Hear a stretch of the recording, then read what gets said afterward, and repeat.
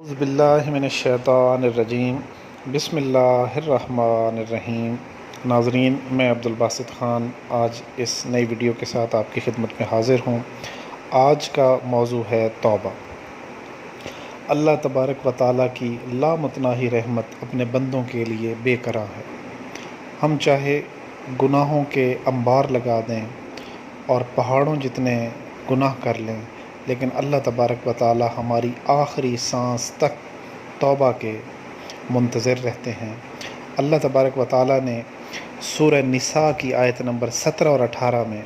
توبہ کے متعلق جو احکامات نازل کیے ہیں، میں ان دو آیات کو آپ کے سامنے سب سے پہلے ان آیات کی تلاوت کا شرف حاصل کروں گا اور پھر ان کا ترجمہ آپ کے سامنے بیان کروں گا اور پھر توبہ سے متعلق آپ سے گفتگو کروں گا۔ اللہ تبارک و تعالیٰ سورہ نساء کی آیت نمبر 17 میں یوں ارشاد فرماتے ہیں کہ انما التوبۃ علی اللہ للذین یعملون السوء بجہالۃ ثم یتوبون من قریب فاولئک یتوب اللہ علیہم وکان اللہ علیما حکیما۔ ولیست التوبۃ للذین یعملون السیئات حتی اذا حضر احدهم الموت قال انی تبت الآن وللذین یموتون وهم کفار اولئک اعتدنا لهم عذابا علیم۔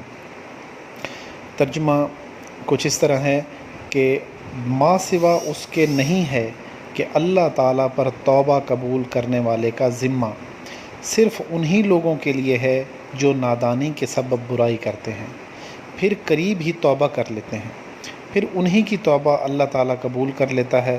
اور اللہ تعالیٰ سب کچھ جاننے والا بڑا حکمت والا ہے۔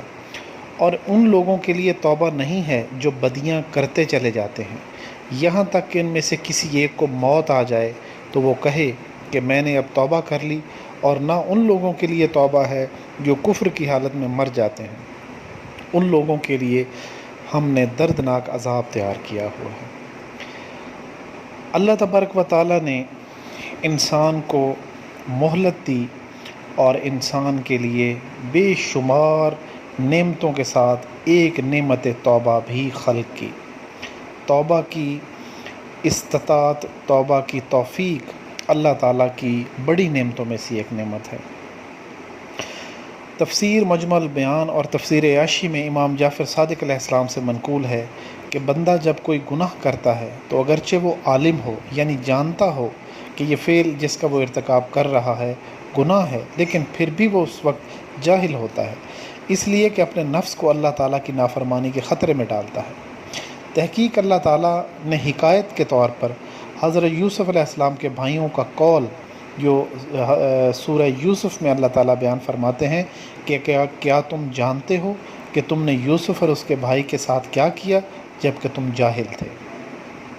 پس اللہ تعالیٰ نے انہیں جہالت سے نسبت اس لیے دی کہ انہوں نے اپنے نفسوں کو اللہ تعالیٰ کی نافرمانی کے خطرے میں ڈال دیا تھا۔ جناب امیر المومنین علیہ السلام سے پوچھا گیا کہ اگر کوئی شخص توبہ کر کے پھر گناہ کرے اور بار بار توبہ کرتا رہے،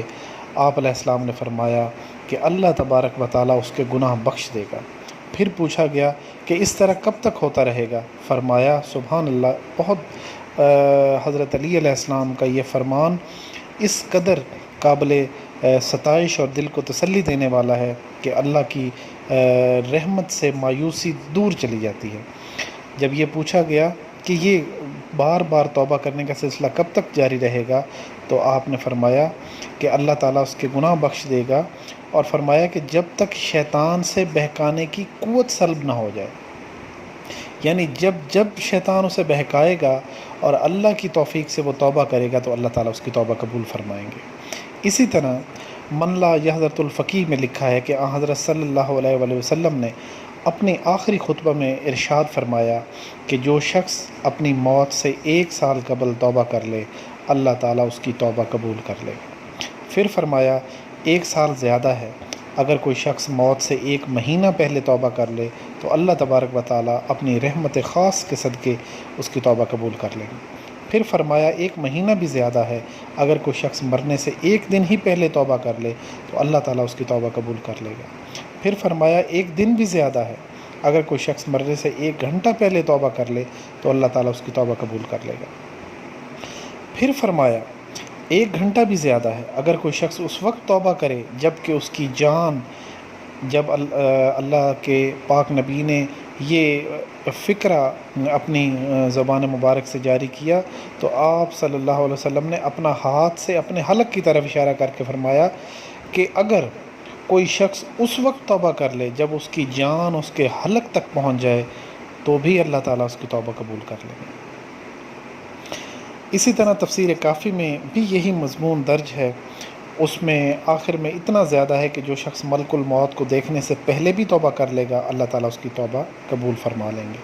ایک اور روایت میں یہ بھی ہے کہ شیطان جب معتوب ہوا، یعنی اللہ تبارک و تعالیٰ کی بارگاہ سے دھتکار دیا گیا، نکال دیا گیا، تو اس نے کہا کہ یا اللہ، میں تیری عزت و عظمت کی قسم کھاتا ہوں، میں فرزند آدم کو اس وقت تک نہ چھوڑوں گا جب تک روح اس کے جسم میں مفارقت نہ کر جائے۔ رحمت خداوندی جوش میں آئی اور اللہ تبارک و تعالیٰ نے فرمایا کہ مجھے بھی اپنی عزت اور عظمت کی قسم، میں بھی اپنے بندے سے اس وقت تک توبہ کو باز نہ رکھوں گا جب تک کہ اس کی سانس الٹی نہ چلے گی۔ سبحان اللہ۔ کافی میں امام جعفر صادق علیہ السلام سے منقول ہے کہ جب سانس یہاں تک پہنچ جائے اس وقت انہوں نے اپنے ہاتھ سے اپنے حلق کی طرف اشارہ فرمایا کہ اس وقت عالم کے لیے توبہ نہیں ہے۔ پھر یہی آیت تلاوت فرمائی جو میں نے آپ کے سامنے پہلے گوش گزار کی ہیں۔ جناب امام محمد باقر علیہ السلام سے بھی یہی منقول ہے، مگر اس کے آخر میں اتنا زیادہ ہے کہ مگر جاہل کی توبہ اس وقت بھی قبول ہو جائے گی، یعنی اگر اس کی جاں کنی کا وقت ہے اور اس کی جاں حلق تک پہنچ چکی ہے جاں کنی، تو اس وقت عالم کی توبہ قبول نہیں ہوگی مگر جاہل کی۔ یہ لکھنے کے بعد صاحب تفسیر صافی یہ لکھتا ہے کہ اس وقت عالم کی توبہ قبول نہ ہونے کا سبب یہ ہو سکتا ہے کہ موت کی نشانیاں دیکھ کر اس کو زندگی سے مایوسی ہو جاتی ہے، بخلاف جاہل کہ جب تک اس کو غیب کی چیزیں نظر نہ آئیں اس وقت تک بھی وہ مایوس نہیں ہوتا۔ من جملہ ان مہربانیوں کے جو اللہ تعالیٰ نے مبذول فرمائیں، ایک خاص مہربانی اللہ تعالیٰ کی یہ بھی ہے کہ روح قبض کرنے والے فرشتے کو یہ حکم دیا گیا ہوتا ہے کہ وہ پاؤں کی انگلیوں سے جان نکالنا شروع کرے، پھر آہستہ آہستہ اوپر چڑھتا جائے،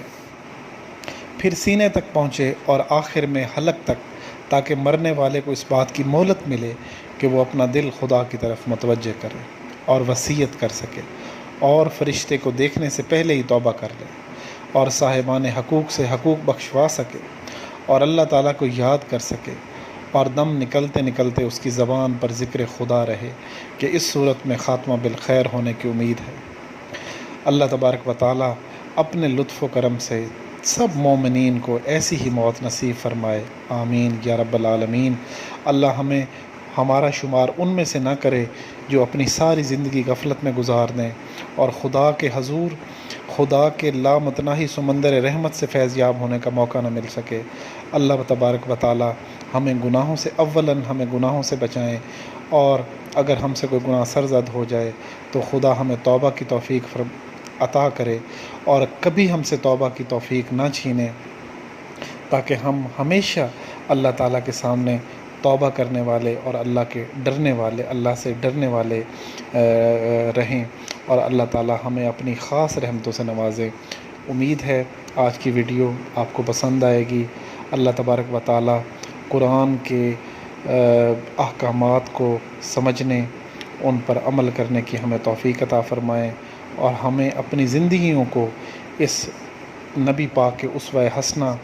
اور قرآن پاک جیسے ضابطۂ حیات پر چلانے کی توفیق عطا، گزارنے کی توفیق عطا فرمائے۔ اللہ تعالیٰ آپ کا، ہمارا، ہم سب کا حامی و ناصر ہو۔ وآخر الدعوانا ان الحمد للہ رب العالمین۔